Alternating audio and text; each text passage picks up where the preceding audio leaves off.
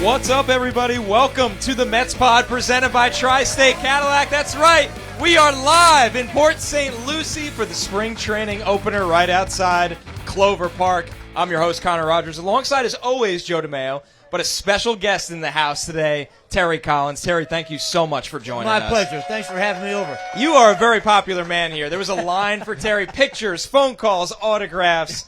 A very appreciated and loved man with the Mets fans still. All right, so please, if you're here and you're not subscribed to the Mets Pod, please subscribe. Apple Podcast, Spotify. You can always watch us like you can today on YouTube, and you're going to want to stick around. We're giving away 2 Mets Pod Shea Stadium neon signed T-shirts. These were from our amazing collab with Athlete Logos. We have 2 here. We're going to be giving out raffle tickets throughout the show. Stick around. At the end of the show, we will be giving away the T-shirts. We're also going to take questions from the crowd later. So if you stick around, you can get on the microphone and get on the show. But let's jump right into it because, Terry, we have you here. We got a lot to ask you about this Mets team. But the first thing, really, spring training underway. What's the biggest challenge for a manager when you get to spring training and everybody's starting to ramp up again? Well, that's the biggest challenge is to make sure they leave here healthy. You know, because with these guys, when they put that uniform on, they go all out. So, you know, you got to bring them along slowly in the beginning, let them build up as you get through spring training, monitor their workloads, no matter what's swings in the cages or on the field or how many balls they throw. It's all got to be monitored so that, you know, as you get closer to the end of spring training, they're getting stronger and stronger. You don't want to rush them. That's why spring training is 6 weeks long. Terry, there's so many great memories from your time as manager and, you know, the World Series run, Bartolo's home run, all the things that happened. But one that I want to bring up, I want to go back to 2016, and it was here in Port St. Lucie. Yoenis Cespedes and Noah Syndergaard are rolling through on horseback. Did you know this was happening? I did. Okay. The day before, Yoenis came in my office. He said, because at the time he was coming, he had different cars. You know, he was coming every day with a different car, and so he said, "Hey, do you care tomorrow if I come in on horseback?" And I said, "No, but just be careful." He goes, "Well, they're my horses, so I'm used to them." He said, "But Syndergaard's going to be with me," and I said, "Why? Why Syndergaard?" And he said, "Well, he's from Texas." So the next day they get in with the horses. Noah has never been on a horse, ever. So he was so afraid to get on the horse, they put a helmet on him in case he fell off the horse. That's when I got a little nervous. Yeah. And so all I needed was Noah to fall off the horse. But, you know, part of spring training is to have some fun leading into the season. In spring training years ago, and I don't know what it's like today. I haven't been in spring training in a long time, but it was about the fans. It's about the fans being able to be exposed to the players, get close to the players, get to be around them. There's got to be time, you know, it's time to sign stuff, and that's what the game's all about for me. So, Terry, I think this lineup we're going to see throughout this season a little bit of a different payroll bracket than some of the ones you managed. Where do you think this Mets lineup stacks up across the league? Well, I think they got a great lineup. I think they got a tremendous lineup. They're deep. They, 1 to 9. When you're talking about a guy like Alvarez, he may be hitting 8th, or maybe Sirius hitting 9th. I don't know what Carlos is going to do, but those first 5, 6 guys, they're dangerous. And there's just one after another, and so they never let up. And that's tough for another team, the opposition, when you face a lineup where there's no easy outs. Years and years ago, it used to be 7, 8, 9 were outs. Pitchers would say, "Look, I know I'm going to get 9 outs from these 3 guys. Now my object is to get to the other guys." Well, that's not going to happen with the Mets. Connor and I, over the last 2-3 weeks on the show, we've been formulating how to set up the top of the lineup, and we have a manager here with us. So why don't we ask you, if you were in Carlos Mendoza's seat, knowing who was the options at the top of the order, how would you put together the lineup for opening day for the Mets? Well, again, I think what we saw last year with what Francisco did in the leadoff spot, I don't think you want to mess with that. Yeah. So he'd be the first guy, and obviously you got to get number 22 up there as much as you can. Yeah. So he's going to hit next, and then I think the most important spot is who's going to hit behind him. Yeah. Because in the game today, those mega stars like him, the other team's not going to let them beat them. So you got to have somebody who they are scared, hitting behind Soto, and I don't know who that's going to be yet. That's going to be Carlos's biggest decision for me. That's why I thought one of the biggest signs they did was to bring Pete back. Yeah, because Pete Alonso drives in runs. He might not have had the best year last year, but everybody has a bad year once in a while, but this guy drives in runs. He's a run-producing guy, and I think he'd be the perfect guy to hit third. Terry, there's been so much chatter recently about Lindor and maybe being the team captain. And team captains in baseball, there's only 3 right now across the league. It's kind of become a little bit of a lost art. What are your thoughts on a team captain in baseball, the pros and maybe even cons of it? Well, when we named David the team captain, it wasn't because he was a great speech giver.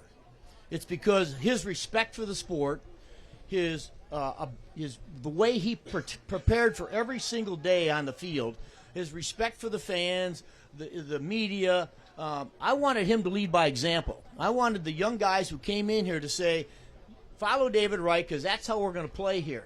And I think that's what you have to do as the team captain. It's not about, holding court and giving motivational talk. That really is the job of the manager. It's to have that guy in that clubhouse who's going to say, here's how we're going to do things here. And you either fall in line or we'll find somebody else. And I think that's what David did here. And you talk about David Wright. His number is getting retired this summer. What was your emotion when you found out that David was getting his number retired? And frankly, how much did he mean to you in your run as manager here? Well, when I heard about it, I was actually at the golf course and just finished playing golf with a guy named Tony Carullo, who was the visiting clubhouse guy for 4 years, who's also going to get honored that day. And so it was one of the funniest things we saw, because Tony is, nobody knows Tony because he's behind the scenes, and he was here for 50 years with the Mets. So I called David from the golf course to congratulate him, and Tony got on the phone and said, David, you're raining on my parade. Stealing all the shine. This is my day, not your day. So, but nobody deserves it more than he did. He was a class act, face of the organization. Again, one of the finest people I've ever had. Barring the injury, he was a Hall of Famer, no doubt. And so I think it's a tremendous honor for David, and I'm excited. I'm going to be up there for it. Can't wait to see him. I know he's coming down here soon, and look forward to being around him. So the 2015 team that you managed, they went so far above external expectations. Maybe not your expectations, but public expectations. And then the next year, the bar gets set so much higher.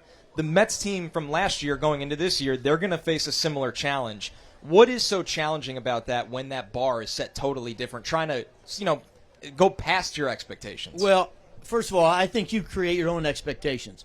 And when you're successful in New York, you're successful across the country. So I think it's an honor. I think it's an honor to have the target on your back, and so they've got a challenge ahead. But they're major league players, they're talented guys, and I think they have to rise to the occasion, and that's what the good teams do.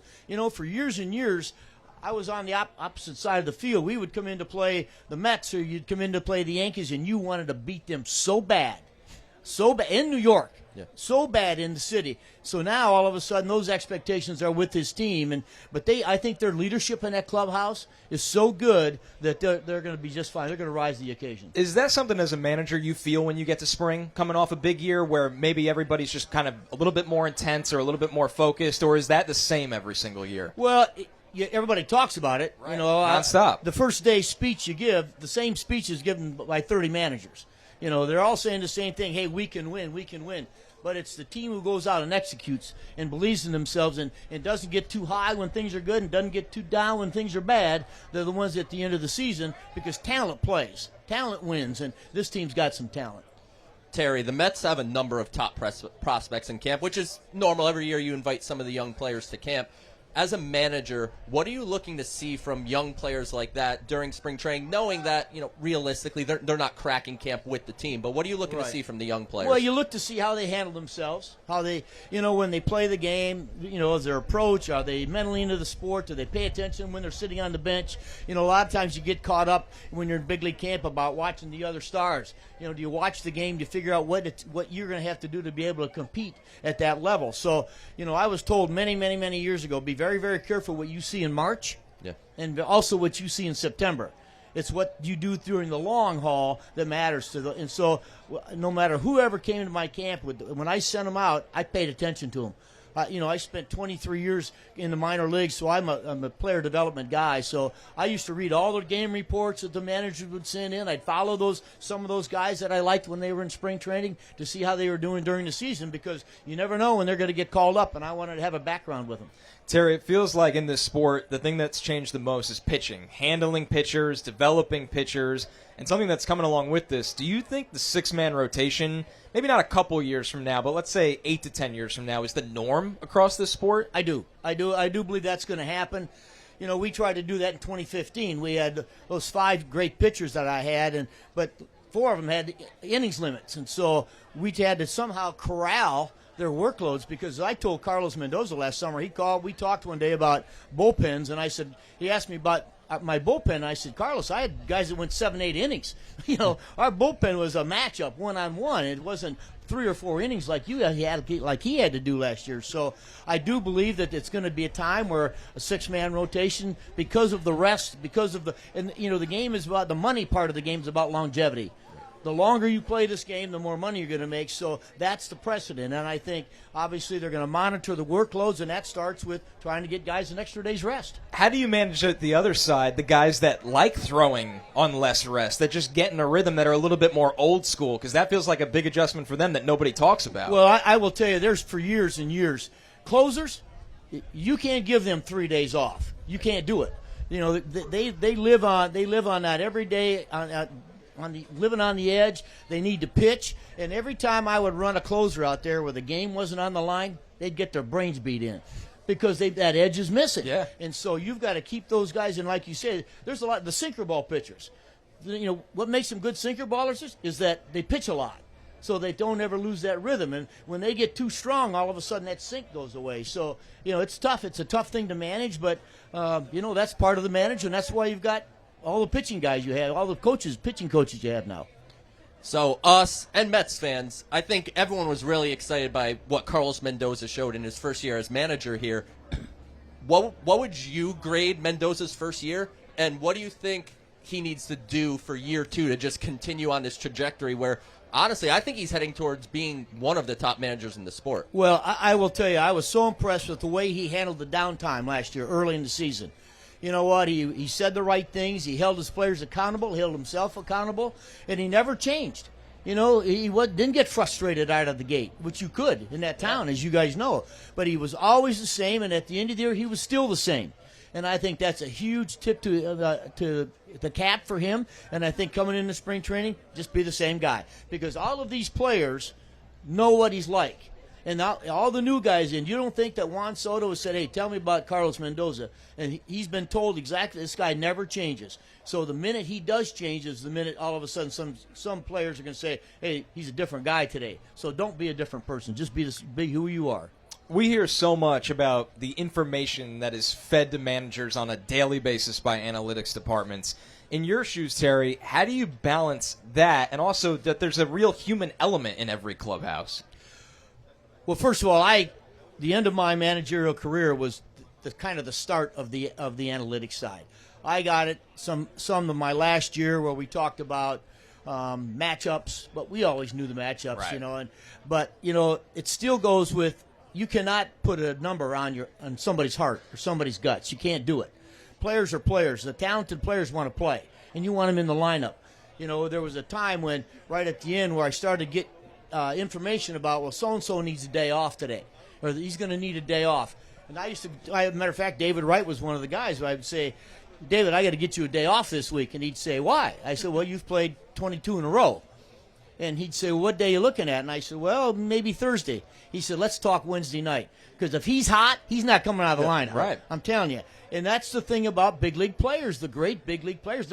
They're being paid to play. They want to play. And you start setting those guys down, they're horrible. Bench players, horrible. They don't want to be on the bench. They're every time you turn them, they got a bat in their hands. I used to have a relief pitcher in Anaheim that when I'd give him a day off, I wouldn't even let him put his spikes on, because I know if the game got close, he'd want to be in the game. And these position players are the same thing. And I think you got to be careful at this level. The stars got to play. That's who they've got to play well, and the only way they're going to play well is be on that field, even if they're 0 for 4, to be out there the next day, because they could be 4 for 4. And that's Francisco Lindor. Right. And Pete Alonso. Pete Alonso, Yep. 162 games. And playing shortstop, and you go out there 158 times, that's a tough position. That's a tough thing to do. And yet every day he got the job done, every day. And I think Francisco certainly is, in the last 2 years, has become the player everybody thought he would be. The great Terry Collins. So great having you on the Mets pod here in Port St. Lucie, right outside Clover Park. Great talking to you. We really appreciate the time, Guys, Terry, and so do the Mets fans. I got to tell you, I am so happy to do this show today because this is the first time in the last 6 years that I haven't had to say, give me a shot. I haven't had to say that one time. Oh, man. Terry, so great having you on. Every Mets fan here has been lining up to talk to you. It shows just how much you mean to this fan base forever. Well, thank you so much for having me on, and let's go Mets. There we go.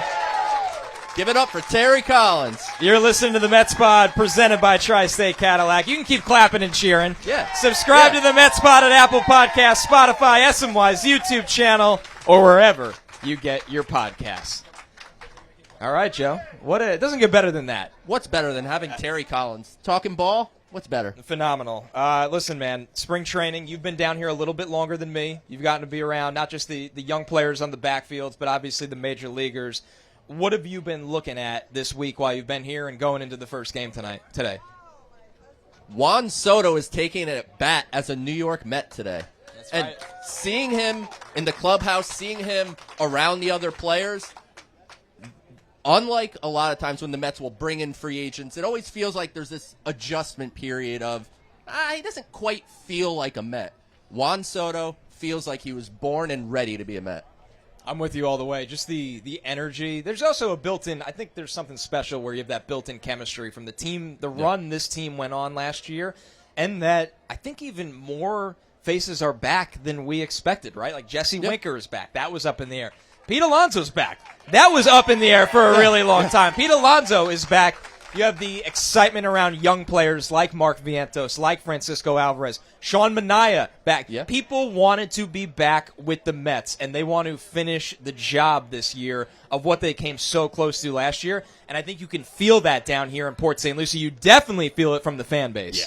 What's important is the culture that they're building. As you said, Connor, most of the time, especially when you're signing a lot of these guys to short-term contracts, it's in a lot of ways like a car wash, right? They come in, they play the year, they do the best they can, and then they find their way somewhere else. The Mets are setting a culture here that, as you mentioned, all these guys, not only did they just re-sign with the Mets, and it wasn't just because the Mets made the highest offer. It matters, but these guys all legitimately said from the end of the season, throughout the offseason, if you heard them in interviews, they all wanted to come back here, and the fact that they're back here to try to finish the job, and I'm not going to stop talking about Juan Soto, and the fact that you just get to drop a top 3 offensive player in the sport into a lineup that already, as Terry pointed out, is deep and looks so good. It's a real exciting day here at Clover Park. Couple reminders for everyone here. If you haven't, grab a raffle ticket. We're going to be giving away the Mets Pod T-shirts at the end of the show. Those are neon sign T-shirts from Athlete Logos. Dan Abrams does such a good job. Yes. Absolutely crushed this design for us. So get in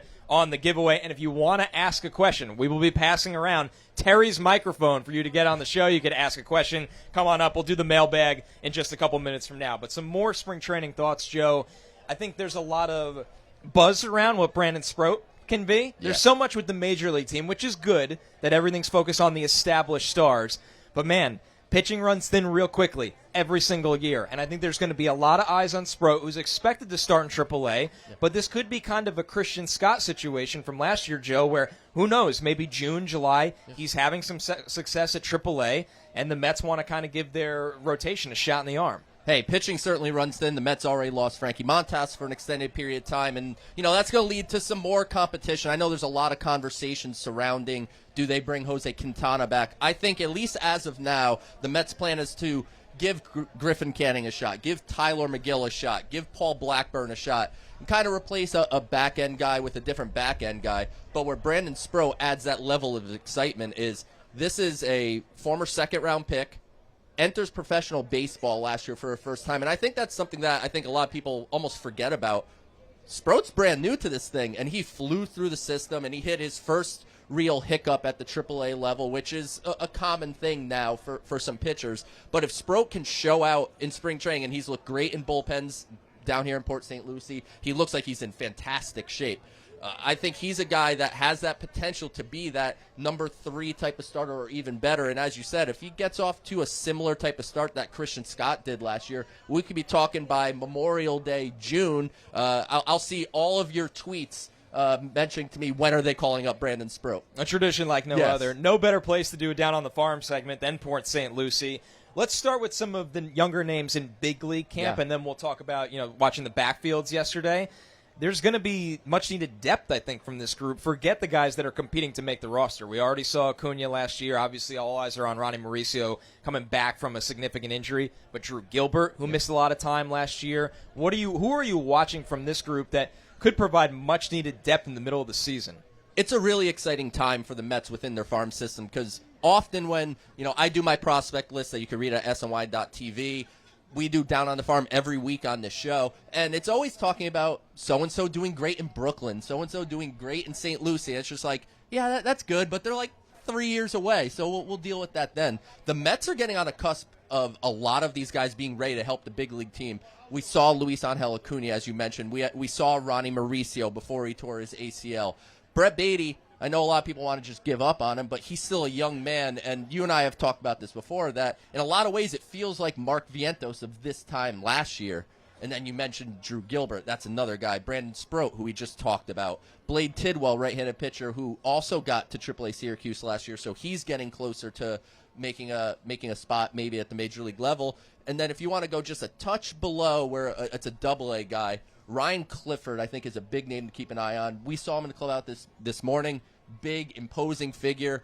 He has the potential to be a 25, 30 home run bat at the next level. And as a first baseman, and, I know we're all happy that Pete's back, but we also have to be honest, that's a short-term commitment, so we don't know what Pete's future is here. And I think Ryan Clifford's someone I'm going to be keeping a close eye on. Yeah, with his power and just ability to get on base, Clifford will be one of the most watched names in the system throughout the year, especially as more guys graduate to at least getting a taste of the big league level. Let's go deeper into the system. How about some players from the backfields that maybe most of the fan base isn't even aware of yet?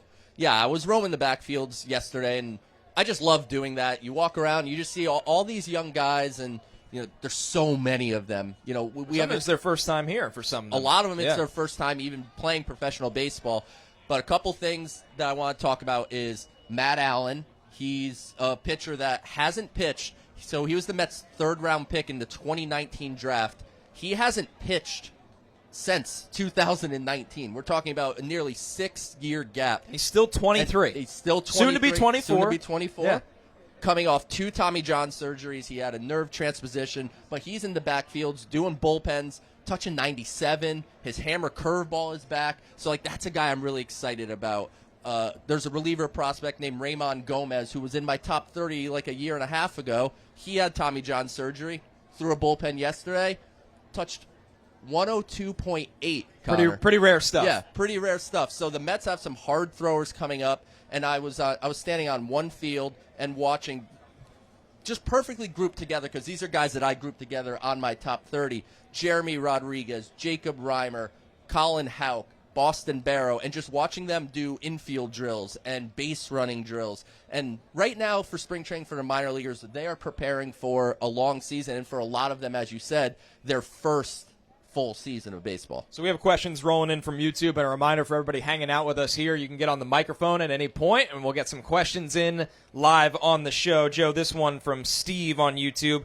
Guys, how many pitchers will the Mets use this year, over under? I think it was 37 last year. Yeah. I'm hoping it was 36, but they went on Baseball Reference and they counted Eddie Alvarez. I'm not counting Eddie Alvarez pitching. I'll count Eddie Alvarez pitching. Give him his love. No, position players do not count. Yeah. So 36 actual pitchers used. I'm hoping for the under here, Joe. They have a lot of established arms already in this bullpen. Obviously already dealing with some injuries with the rotation. But, man, I don't want to call last year an outlier, but it did feel high, especially that the bullpen looked totally different by July than what they opened with. So the biggest thing is bullpens just change over so much. The starting rotation, you're hoping to be a little more stagnant, where there's less changeover. But the bullpen, there's going to be guys that have to come up, have to come down, and you utilize the minor league options on them. Honestly, 36 feels high, but it's not really as high as you would think. So I would put it not really all that far off, because unless I'm forgetting, it's not like the Mets had drastic injury issues on the roster last year. You know, Brooks Raley went down, Deadneil Nunez went down. Long Drew Smith. term, though. Yeah, those are long term. Senga missed most of obviously pretty much all the year. Yeah, but it wasn't like they had just a rash of injuries nonstop. It just takes a lot of pitchers to get through this marathon of 162 games. All right, we're going to get some questions rolling in on the show. If you want to just say your name on the Mets pod and then fire away. Connor Joe, Gary Papora from Stamford, Connecticut. Hey, Gary. Hey, Gary. Hey, nice to see you guys. Big fan too. of the show. Great to have Thank you you. here. First time, long time. There we I go. love it. Here's my question. Mets center fielder of the future. Is it Jet Williams? Luis Angel Acuna? Drew Gilbert? Someone else in the Mets organization? Yeah. Or someone else that's not even on the Mets roster right now? Well, we can't account for how they want to spend their money in free agency or in trade, but if we want to just stick with internal, the Mets are giving Jet Williams some run in center field this spring. He also can play second. He could play short, so there's a lot of versatility there. I believe Acuna, they're playing to keep him in the dirt. He's got some run at third base. Second and short are a little more natural for him. Drew Gilbert's the one I'm going to keep an eye on because we talked about this on the show last year. When the Mets signed Harrison Bader, it felt in a lot of ways that they were signing a fourth outfielder, right? But he got to play every day, plus Gold Glove caliber defense. I thought the plan was he's going to play until Drew Gilbert is ready. And then Gilbert, of course, missed most of the year with an injury and just never really got to the point where he could be considered to be called up. I think they're doing the same kind of thing again with Jose Siri this year. Defense first player, and Drew Gilbert go back to AAA Syracuse. He performs. I think he could find his way into the lineup at some point this year. Yeah, and I think they're in a situation where they have so much pop in this lineup at other positions that they might just like having a committee there. Like Siri gives you plus defense, obviously. Taylor off the bench is just perfect for that. Can Gilbert establish himself? We'll see. He wasn't healthy enough last year to do it. The guy with the most upside is Jet. If Jet shows he has plus defense or average defense in center field with his ability to get on base and run, that's the guy that you could see him actually holding down the spot long term. But we just don't know if he could do it because the guy was an infielder his whole life. Yeah, I think he can. He played some at the Arizona Fall League. He played some in the minor leagues as well. He's a great athlete. Yeah, great athlete. So they have options. And if you want to just go a touch lower, Carson Benj, the Mets' first-round pick from this past year, they're planning to send him out as a center fielder. I personally think right field is probably his long-term home, but they're gonna give it a shot and see if center field could work for him. Thanks, Gary. Thanks, guys. Thank you, Jets Gary. look good on the dirt, so it's a good problem to have. Yeah, Yes. we'll see. Great. Thanks, Gary. Thank you, Appreciate Gary. it. Who do we got? Hey, buddy. Hi. What's your name? Ruben. All right, what do you got for us? If Alonso leaves, will the first baseman be Mark Vientos, Ryan Clifford, or Jared Young? How about Vlad Guerrero Jr.? Yeah, how about some Vlad? You want some Vlad Guerrero? Look, Probably I'll say this. I think everyone just tries to end Pete Alonso's career as a New York Met. And let's let him play ball this year and see. It could work out that Pete Alonso's a Met for a long term. And I know he's a favorite of yours. I see he's had a Polar Bear shirt you got on. Don't worry about Pete Alonso leaving. Enjoy him playing this year. But in the case that he does, I think Vladimir Guerrero Jr. is someone the Mets will certainly look at in free agency. But when you think long term, and I like that you brought up Mark Vientos there because if Pete didn't come back, that he came back a couple weeks ago, Vientos was shifting the first base then. Yeah. So I think all avenues are open, but let's not push Pete out the door quite yet. Is Pete your favorite player? I don't know. All right. We'll let this year decide. I kind of like that strategy. Yeah. That's how I go by it, too. Thanks so much. Thank you. Thanks a lot. Thank you. Thank you. Hi, my name is Elizabeth. I'm a huge fan of the pod, by the way. Thank you Thanks, so much Elizabeth. for having me on. I'm wondering, when do you think Brandon Sproat's going to be up this season? Let's pick a month each. Let's not dance around the we'll see, you know what I mean? I'll say July. I think they have a lot of depth that they won't need to, press that button. They pressed it early with Christian Scott last year. Yeah. Earlier than we thought. And this year, that's why we say it all the time. That's why Griffin Canning's here. Blackburn will be healthy eventually. McGill, he finds his way into the rotation every single year in good form. I'll say July for Sproat. That gives him a really good ramp-up in AAA, a place that he doesn't have a lot of experience yet. What about you, Joe? I'm going to go June. I'm going to go a touch earlier. I think if he can go to AAA and perform maybe not quite as good as he did in AA because that was unbelievable. Right. But if he can take that step, I think June is perfectly reasonable. We talked just a few minutes ago. Memorial Day is when I'm going to start. If he's pitching well, that's when my my radar's going to go up a little bit for his call-up. And as you mentioned, while there is that back-end depth, I think Brandon Sproat provides a lot more upside than what Paul Blackburn and Griffin Canning and Tyler McGill do. And I'm really excited to see him up here. Yeah, for sure. Me too. I'm so excited. Thank you. Thanks, Elizabeth. Yeah, thank you. Appreciate it. The spring training hats are... They're great. They're phenomenal. They're great. Another spring training hat. I just need a low-profile one. That's all. My name's Brian, and my question is, last year we had Jose Iglesias and JD come up around the same time and start a vibe shift. Is there a guy this year that we're not talking about that you think can sort of bring the energy that can propel them to the next level, maybe past the NLCS? You know what my honest answer is, and it doesn't fit perfectly because we talk about him enough, but I think we forget how great Francisco Alvarez can be. Like, if you get a 30 home run season from a guy that is right now probably slotted to hit 8th in this lineup and gives you plus defense as a catcher and is a leader for a young guy, that's the X factor to me. I don't think it's a guy in the system that can come up and be a hero. I don't know if it's an external free agent. Francisco Alvarez being the player that we all expect him to be after a disappointing second season, if he becomes the 30 home run hitting catcher, which is not common in baseball, that's the guy that I think gets you over the top because the lineup goes from everybody talking about the 1 to 5 or the 1 to 6 to, Francisco Alvarez, a 30 home run player, is now hitting 6th in this lineup. So I know we talk about him a lot, but man, I think sometimes we actually underrate how great of a player he could be. Alvarez, great call out. But if you want someone just a touch under the radar, if things don't work out for Jeff McNeil and Luis Angel Acuna gets the call, this is a lineup that it's got power, it's got depth, but there's one thing that's lacking is that electric speed on the base paths. And I think if you get someone like Acuna into the lineup, he gets on base, he can run. I think that just adds that little extra level of energy. And, you mentioned like Iglesias, like, I guess we're not going to have a new Latin pop star probably join. Not more gimmicks. No. They checked with Nick Madrigal, who right now I think would be slated to kind of take the Iglesias role initially, and said he's not a musician. So energy, I think, a lot of it comes from winning, right?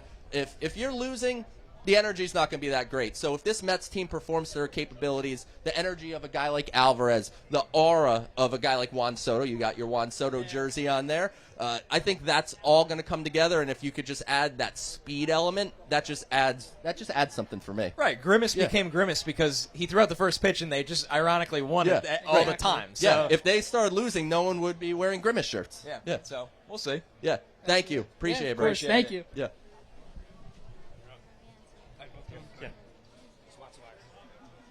Hey, I'm Raleigh. This is Driggs. What's up, guys? How we doing? Hey, in our house, Jeff McNeil is one of our favorite players. Yes. And it pains me to hear everybody scooting him out the door all the time on the Mets pod. So what is your prediction, and hopefully positive one, we about do have Jeff McNeil this year? We do have a bad habit of that sometimes. I think the realistic part of it is there probably was one of the rare movable players on this roster. We heard him thrown around in rumors, Marte. But McNeil has just been a tale of two halves every year. He has one really, really good half and another one where you just wonder, can we get more out of second base? You love the versatility that plays the corner. So I'm going to be honest with you. He feels like a coin flip player that I have no idea what's left in the tank anymore. Maybe some of that is maybe he's been hurt during those bad halves, but that was the story with him when he was a prospect as well, Joe. Yeah, he had a lot of injury issues kind of coming up, and now they're perking up a little more. But as you mentioned, the tale of two halves. For a month and a half before he got hit, and it's a fluke, right? You see guys get hit by like 95-mile-an-hour fastballs in the wrist, and they just go to first, and they're perfectly fine. McNeil gets hit by like a 77-mile-an-hour curveball and breaks his hand, unfortunately. But for that month and a half before, he was OPSing like 870. He looked like the Jeff McNeil of old. So there is some optimism, I think, with him. He's going to more of a traditional bat rather than that bat without the knob, and that's allowing him to just impact the baseball a little more. I think that's something he's trying to do. And if he doesn't get off to a hot start, the young players that we talk about, they're breathing down. They're looking for an opportunity. So I think there's more pressure on Jeff McNeil than almost anybody in this lineup to perform early. Okay, well, we'll cross our fingers that he does good. Yeah. Hey, we all want Jeff McNeil to hit 330 again. I want to see that Jeff McNeil. Yeah. Another X factor of the back end of this lineup, without a doubt. Thanks, guys. Well, thank you so much. Hi, my name is Richard. Hey, man. Richard. Nice bucket My hat. question is, will Edwin Diaz have a good season as a closer? Well, you're asking Mr. Edwin Diaz, so I guess I'll start. I think something that really stood out to me following this team in the offseason is that he spoke about, I didn't have my normal offseason ramp up because I was hurt. I was rehabbing my lower body instead of throwing. So I'm very bullish and very optimistic on Diaz this year getting back to himself, because it's easy for anyone, like a fan, anyone outside of baseball, to look at that and forget. That's a totally different system. Like, you're not on the same throwing schedule. You might not have the same velocity when you get back into camp. You and I were here last year when we watched him throw for the first time since the rehab process was complete. So I'm really optimistic Diaz is going to have a huge year.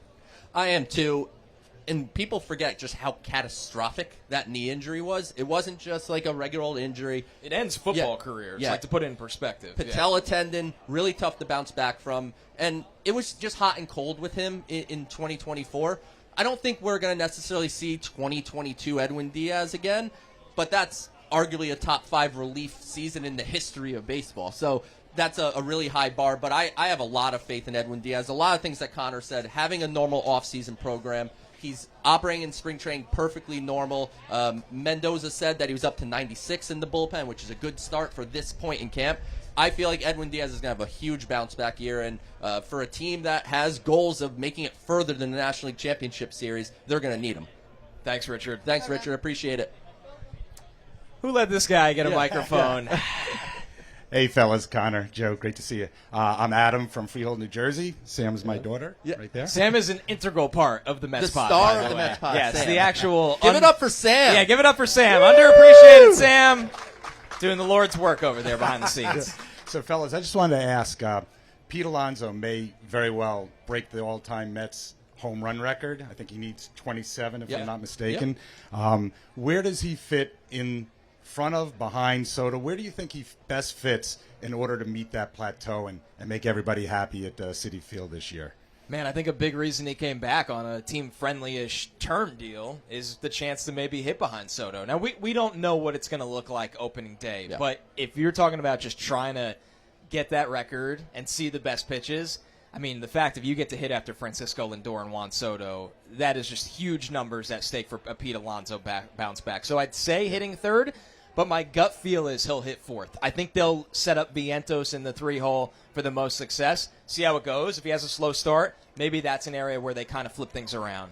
So if you go into this ballpark in just hour and change, and they're going to play a spring training game, the top of the lineup is Francisco Lindor, Juan Soto, Pete Alonso. I think that's how they're going to start. And then what they do from there, do they want to split the righties and lefties? Do they put Brandon Nimmo right behind that and then Vientos? Or do they put Vientos behind Alonso? As long as Pete Alonso's healthy, he's going to break Darryl Strawberry's record this year. Last year was a, quote, down year for Pete. He hit 34 home runs. So hitting behind Soto and just being in this deep lineup, I think is setting up Pete Alonso to have a really big year. Maybe we're getting back into that 40 home run Pete Alonso, and I think hitting behind Juan Soto will be a good place to start. Thanks, guys. Thank you. Here's hoping the Mets have a great season, and you do too. Thank you. Appreciate it. A couple of reminders here, guys. If you want to come up and ask a question, feel free to grab the microphone. And also, if you haven't gotten a raffle ticket for our giveaway, we got Mets Pod neon sign T-shirts from Athlete Logos. We're giving away at the end of the show here, but we got time for a couple more questions if anyone wants. And they are still rolling in from YouTube, Joe. This one from the Fundamentals on YouTube. Who's the utility guy? Acuna, Beatty, or Mauricio? That's what spring training's for. Nick Madrigal. Yeah, none of the above. Yeah, I think right now Nick Madrigal has the leg up. He's on a split contract. He has minor league options. So if he doesn't perform, he could end up back in AAA. But I firmly believe in, you want your young players to get the opportunity to play. What is the advantage to have, like, Acuna would be nice off the bench with his versatility and his speed, but Acuna also had a rough year at AAA last year. Let's not overlook that, because I know the 2 weeks here at the major league level were huge. I think he still needs to prove more at AAA. So the young players, I would like to have them on reserve in AAA if possible, and give Nick Madrigal a shot, who is playing shortstop, getting reps there. So if they need that on a given day, if something were to happen where Lindor needed a day off or something happened where he needed to leave a game, you need someone that's able to stand at shortstop, and I think Nick Madrigal has a chance to do that. Do you think he's kind of the, they went into last year, Joey Wendell was here, Zach Short was here. Those guys gave you a floor because they'd been in the major leagues before. You knew what they could do defensively. The question of them sticking on the team or not sticking on the team ultimately was offense. Do you think Madrigal's in a very similar situation where it's like at some point you're going to have to provide something offensively as much as we like your defensive floor? For sure, and he's a contact hitter, and heard from some people that he was crushing batting practice, loud off the bat. Former top 5 pick. So Nick Madrigal's not just some guy that they found on the street. This is a guy that was a top-end prospect that just hasn't quite met his ceiling and potential. But he does have a career .270 batting average at the big league level. So it's not as if there's not some history of success for him. So I'm excited to see him this spring, and I think he has an opportunity to fill that role just fine. You think when you look at Acuna, is that the upside option here because of what we saw, which is a little bit of lightning in a bottle last year? I think a lot of Mets fans know he didn't have a big year at AAA, and he kind of came up, because it was a necessity. Like you said, the athleticism, the speed, the defense could always play. We saw that in spring training last year. He looked really confident on the dirt, but he performed at the major league level. I don't know if it was adrenaline or just being able to perform under the bright lights. He feels like a guy where the upside is there, but if he has a slow spring, maybe they want him to try to show more consistency in Syracuse. Definitely the higher upside play. Like, he's the guy I think that, as we mentioned, we were talking about Jeff McNeil a couple minutes ago, I think that's the first guy up if something were to happen with McNeil.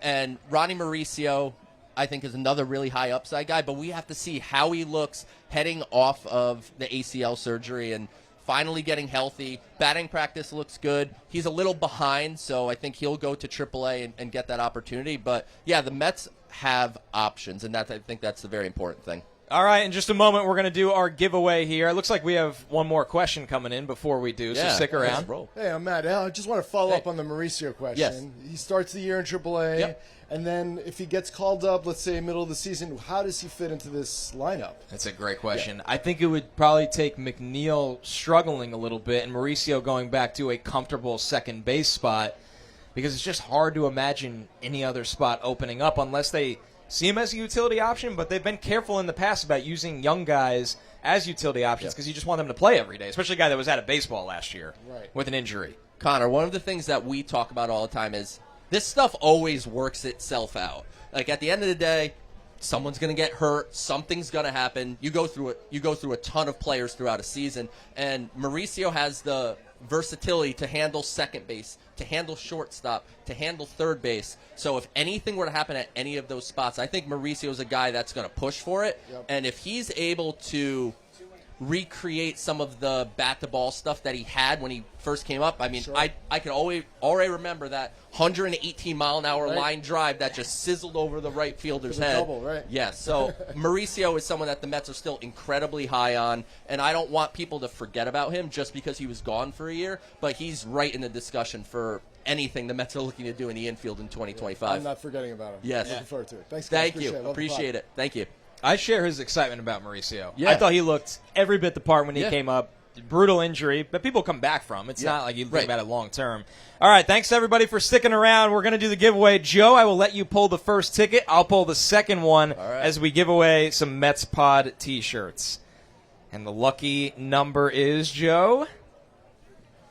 We got 31794228. There it is. See, ask a question, your luck improves. Proven science. Get on up here and grab your Mets Pod T-shirt. All right, one more winner here. We got 3179422. Oh, wow, a big sigh from the crowd. Not happy. Now, if they didn't stick around, I will pull another ticket. There's a going once. If you do the chant, we'll definitely take the other. Pull another. All right, we're pulling another ticket. Looks like somebody left the show early. The next number is, for the final winner, 3179433. Any winner out there? We will keep going. There we go. See, two people asked a question. There we go. And they you come up to the microphone and look what happens. Right over the desk. You didn't want me to try to catch it because I would have missed. All right, guys, it's been an awesome time here outside Clover Park for the Mets spring training opener. a huge thank you to Terry Collins, who was just phenomenal as always. Stories for Days. And a huge thank you to you. Yes. Everybody that stuck around the show, hung out, said hello.